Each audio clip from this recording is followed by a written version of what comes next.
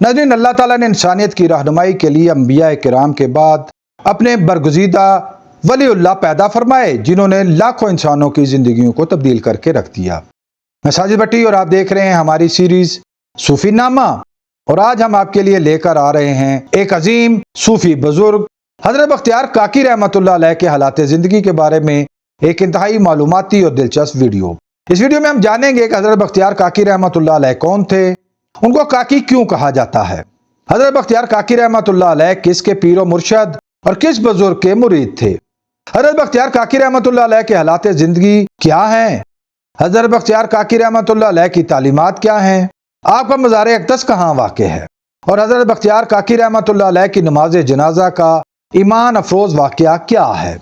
हज़रत बख्तियार काकी रहमतुल्लाह अलैह ताजदार दिल्ली चिश्ती सिलसिला के अजीम सूफ़ी बुजुर्ग। आपका असल नाम सैयद बख्तियार लक़ब कुतुबुद्दीन और काकी आपकी उर्फियत थी।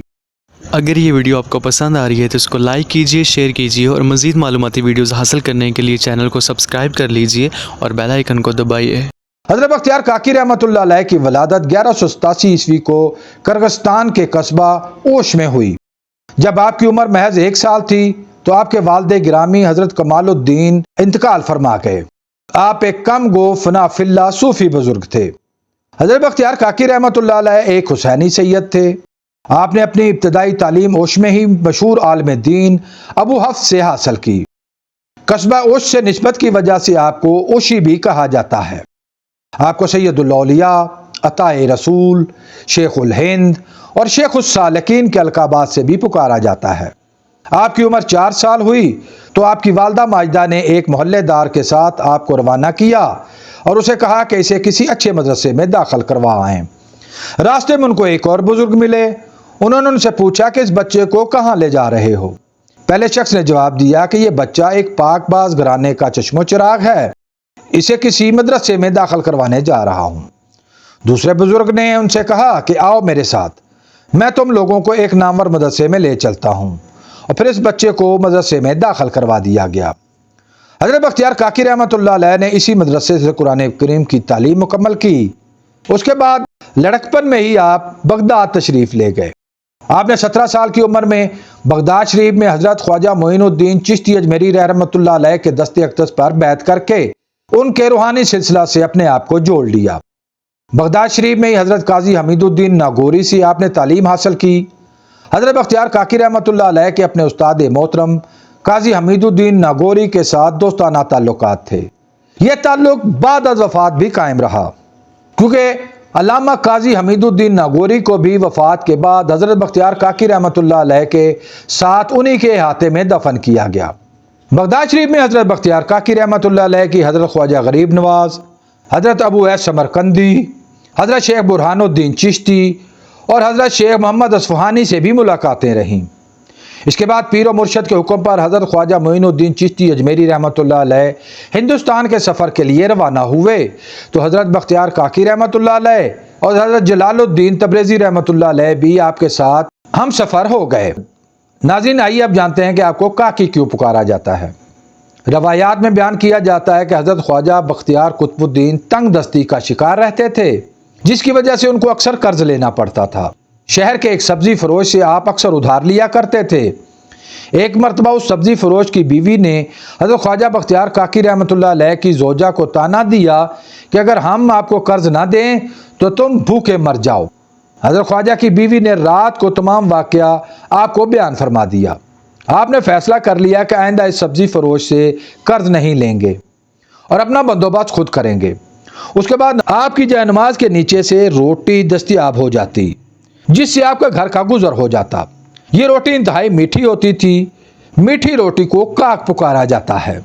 इसी वजह से आपको काकी कहा जाने लगा, जो आपके नाम का हिस्सा हो गया।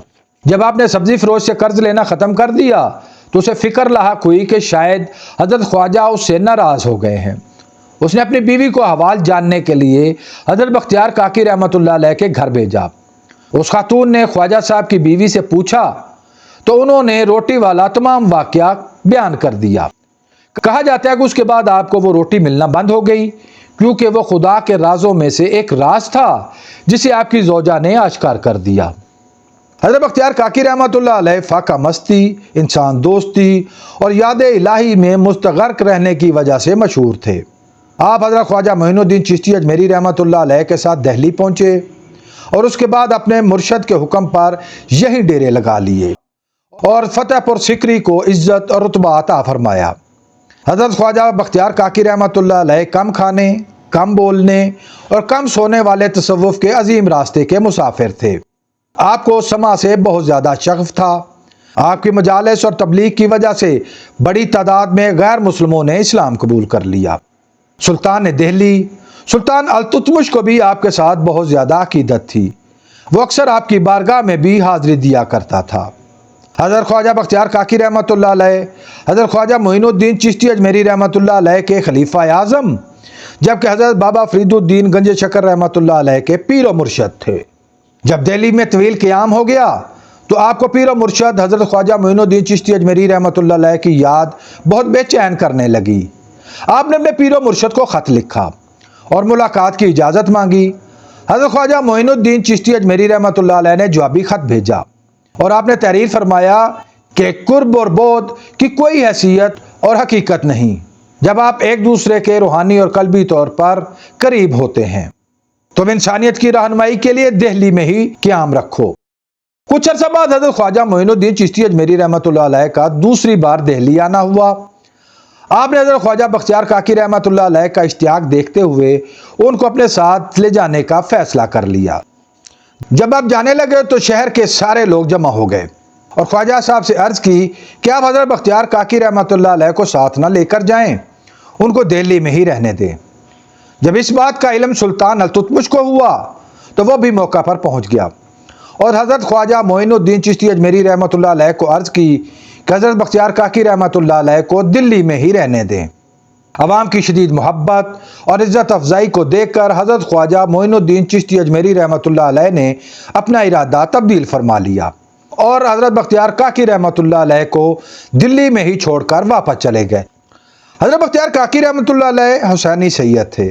آپ کا شجرہ نسب کچھ یوں بیان کیا جاتا ہے: حضرت سید بختیار اوشی بن سید کمال الدین بن سید موسیٰ بن سید احمد اوسی بن سید اسحاق بن سید معروف حسن بن سید احمد حسن بن رضی الدین بن حسام الدین بن سید جعفر بن سید امام تقی علیہ السلام بن سید امام علی بن سید امام زین العابدین بن سید الشہداء حضرت امام حسین علیہ السلام اور بن حضرت علی رضی اللہ تعالی عنہ۔ آپ یوں تو ساری زندگی ہی تنہائی پسند رہے، مگر زندگی کے آخری حصے میں بالکل خلوت نشینی اختیار کر لی۔ آپ کا روزانہ رات کا معمول تھا کہ آپ 3000 مرتبہ درود پاک پڑھ کر نبی آخر الزمان صلی اللہ علیہ وآلہ وسلم کے حضور پیش کیا کرتے۔ جب آپ کی شادی ہوئی تو 3 راتوں تک یہ سلسلہ معطل ہو گیا۔ دہلی شہر کے ایک رئیس نامی شخص کی خواب میں حضرت محمد مصطفیٰ صلی اللہ علیہ وسلم تشریف لائے اور اسے پیغام دیا کہ بختیار کو کہنا کہ تم جو روزانہ درود پاک کا تحفہ بھیجتے تھے وہ 3 دن سے موصول نہیں ہوا، جس پر آپ انتہائی نادم اور پشیمان ہوئے اور فوراً سجدے میں گر گئے اور اس سلسلے کو دوبارہ بحال کیا۔ آپ کی 2 ہی تصانیف کی تفصیلات ملتی ہیں، ایک دیوان اور دوسری فوائد السالکین۔ حضرت خواجہ بختیار کاکی رحمۃ اللہ علیہ سے سلسلہ قلندریہ کو بھی بہت فیض ملا۔ دہلی میں ایک محفل سماع کے دوران حضرت احمد جام کے یہ شعر پڑھے گئے کہ کشتگان خنجر تسلیم را ہر زماں از غیب جانے دیگر است۔ یہ شعر سن کر آپ پر وجد کی کیفیت طاری ہو گئی۔ آپ 3 روز تک کسی وجد کی کیفیت میں رہے اور اس کے بعد 27 نومبر سن 1235 عیسوی کو آپ دنیا فانی سے کوچ کر گئے۔ آپ کی نماز جنازہ کے موقع پر بھی ایک تاریخی اور روح پرور واقعہ پیش آیا۔ آپ کا جنازہ تیار تھا، صفیں بنا لی گئی تھیں۔ ایک بزرگ آگے بڑھے اور انہوں نے حضرت خواجہ بختیار کاکی رحمۃ اللہ علیہ کی وصیت بآواز بلند پڑھنا شروع کی۔ حضرت بختیار کاکی رحمۃ اللہ علیہ نے وفات سے پہلے ہی وصیت فرمائی تھی کہ میرا نماز جنازہ وہ شخص پڑھائے جو ان 4 شرائط پر پورا اترتا ہو۔